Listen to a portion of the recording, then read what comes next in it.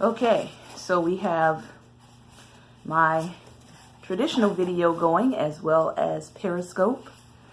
Sorry about the technical difficulties this morning. We want to get on right on time, but everything apparently on my YouTube crashed.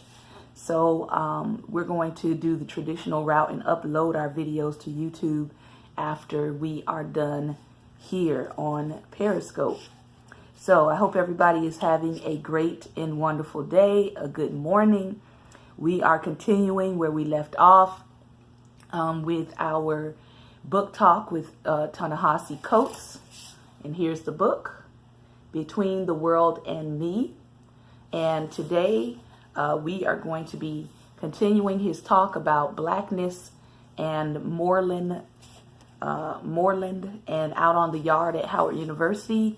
And then we're going to move into the second section of his book where he talks about his run-in with police officers in PG County. So that is what we're going to be reading through today. And let's see what we can glean from this reading on today. So let's get started because the time is far spent. In moorland, I could explore the histories and traditions. Out on the yard, I could see these traditions in effect. And with journalism, I could directly ask people about the two, or about anything else I might wonder. So much of my life was defined by not knowing. Why did I live in a world where teenage boys stood in the parking lot of the 7-Eleven pulling out? Why was it normal for my father, like all the parents I knew, to reach for his belt? And why was life so different out there in that other world past the asteroids? Why did the people whose images were once beamed into my living room have that I did not?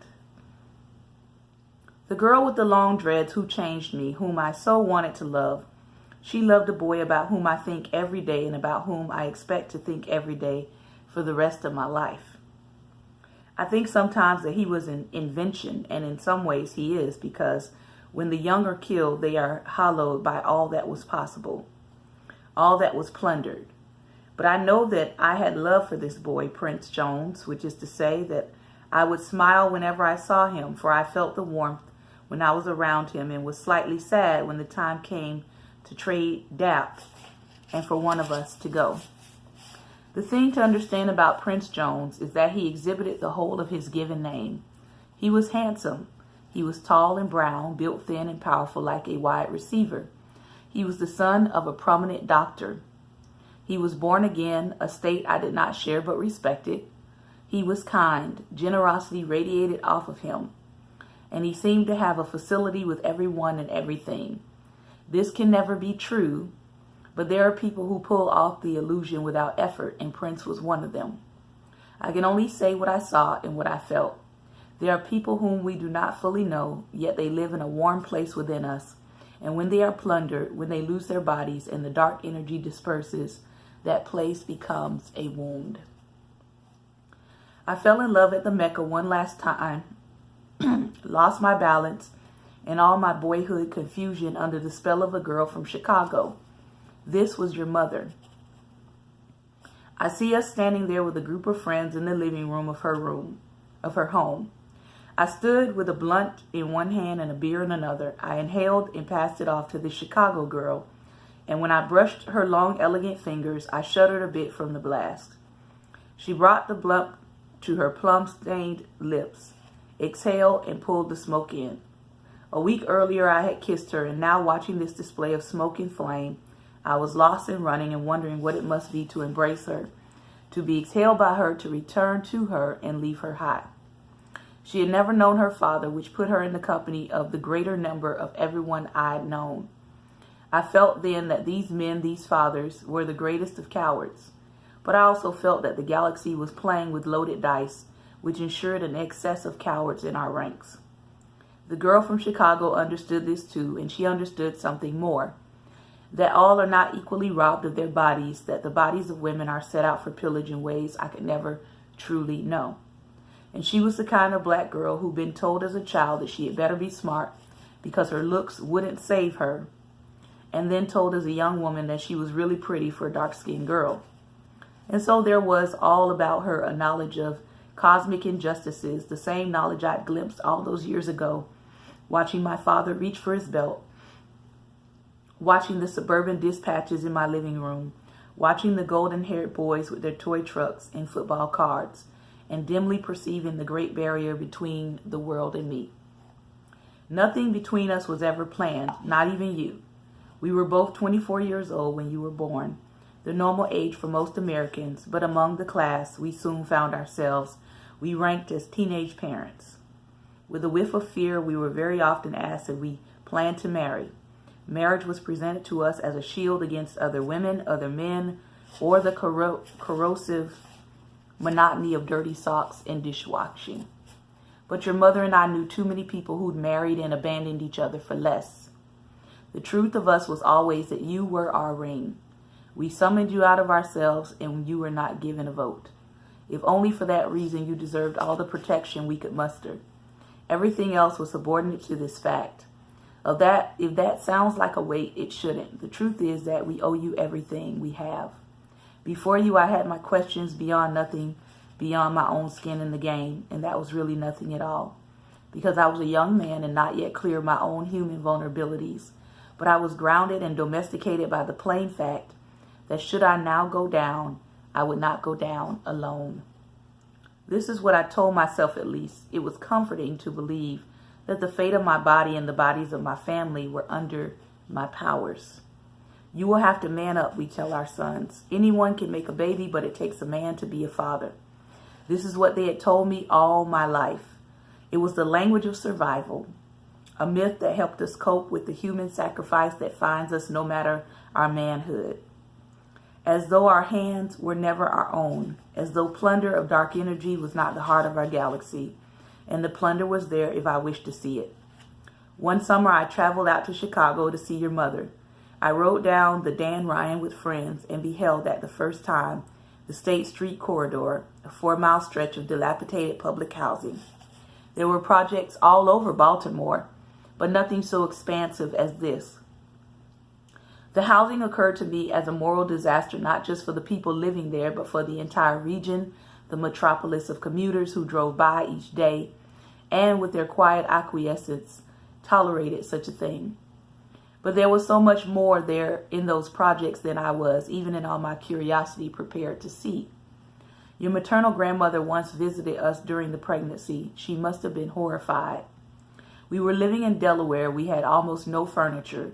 I had left Howard without a degree and was living on the impoverished wages of a freelance writer.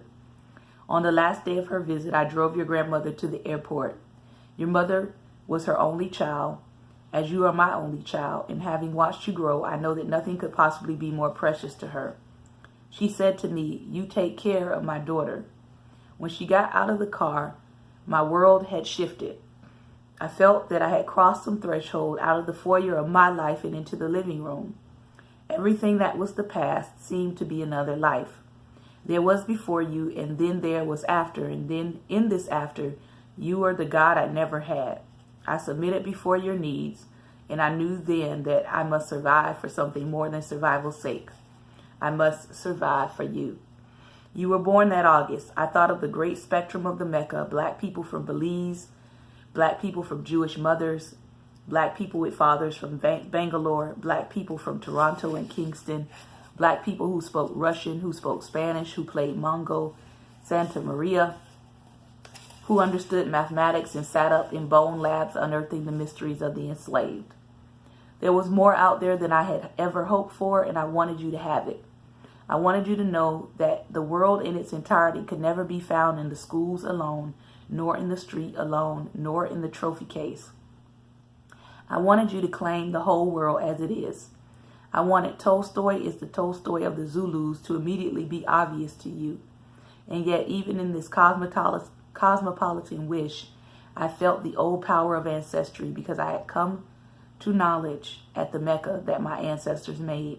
And I was compelled toward the Mecca by the struggle that my ancestors made. The struggle is in your name, Samori. You were named for Samori Touré, who struggled against French colonizers for the right to own his black body. He died in captivity, but the profits of that struggle and others like it are ours. Even the object of our struggle, as is so often true, escapes our grasp. I learned this living among a people whom I would never have chosen, because the privileges of being black are not always self-evident.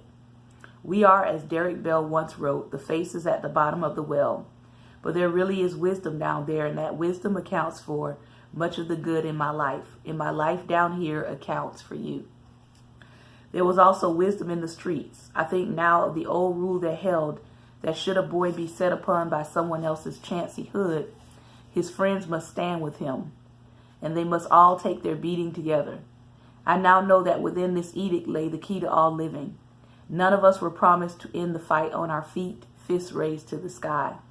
We could not control our enemy's number, strength, or weaponry. Sometimes you just caught a bad one. But whether you fought or ran, you did it together, because that is the part that was in our control. What we must never do is willingly hand over our own bodies or the bodies of our friends. That was the wisdom. We knew we did not lay down in the direction of the street, but despite that, we could and must fashion the way of our walk. And that is the deeper meaning of your name, that the struggle in and of itself has meaning. That wisdom is not unique to our people, but I think it has special meaning to those of us born out of mass rape, whose ancestors were carried off and divided up into policies and stocks. I've raised you to respect every human being as singular, and you must extend that same respect into the past. Slavery is not an indefinable mass of flesh.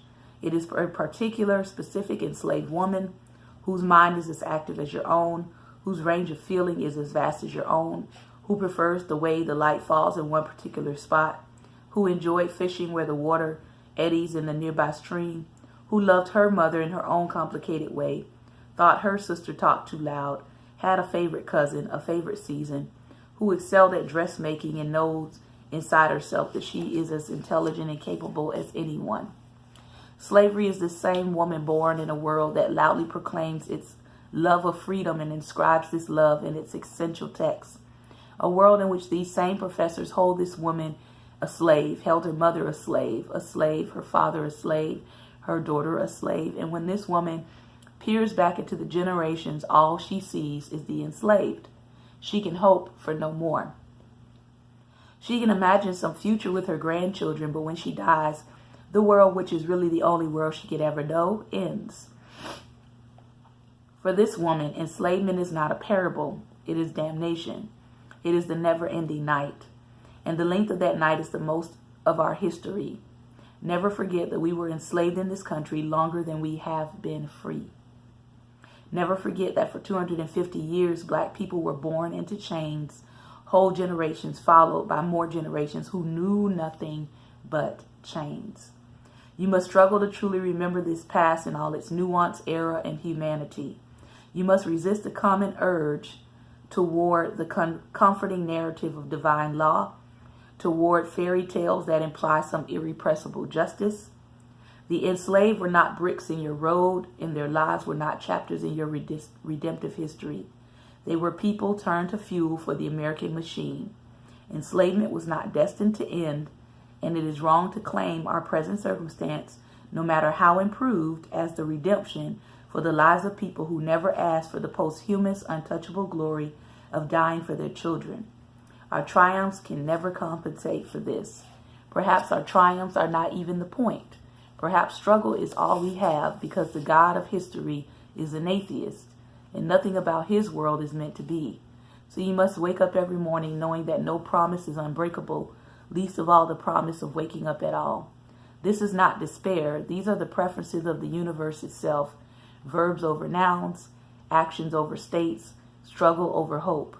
The birth of a better world is not ultimately up to you, though I know each day there are grown men and women who tell you otherwise. The world needs saving precisely because of the actions of these same men and women.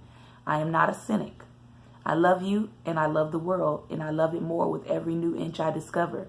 But you are a black boy, and you must be responsible for your body in a way that other boys cannot know. Indeed, you must be responsible for the worst actions of other black bodies, which somehow will always be assigned to you. And you must be responsible for the bodies of the powerful, The policeman who cracks you with a nightstick will quickly find his excuse in your furtive movements. And this is not reducible to just you. The women around you must be responsible for their bodies in a way that you will never know. You have to make your peace with the chaos, but you cannot lie. You cannot forget how much they took from us and how they transfigured our very bodies into sugar, tobacco, cotton, and gold.